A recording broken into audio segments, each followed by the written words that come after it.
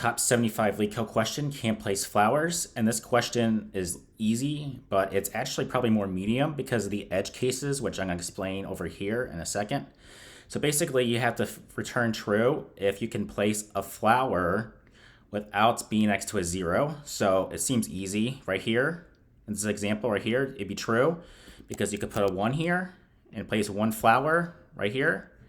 And then it would be over. It'd be done. So you can place 1 flower right here and it'd be over.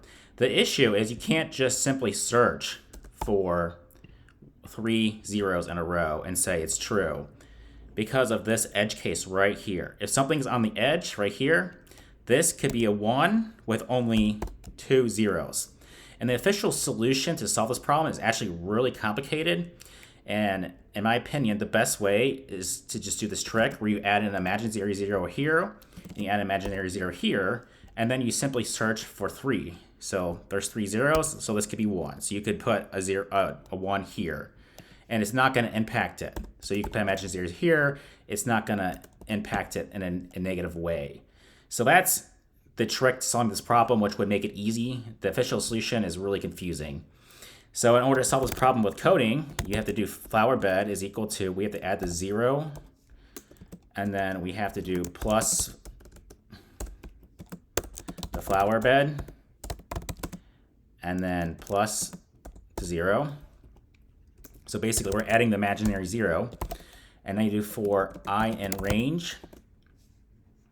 You start at the first, because we don't want to check the imaginary.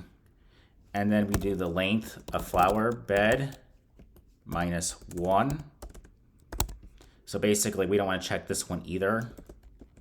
And this is where it becomes an easy problem, because now we just simply do left is equal to flower bed I minus 1.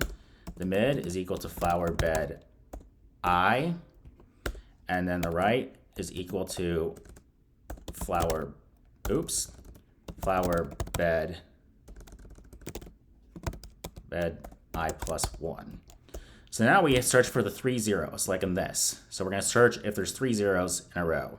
So if the left is equal to 0, and the mid is equal to 0, and the right is equal to 0, return. Or you would have to do n is equal to n minus 1. So basically, we used one of our cases. We also need to store the flower bed I is equal to 1. So we're going to switch this to 1 so it doesn't mess up further cases. And then if n reaches 0, you return true. So if it uses all these n's, you return true.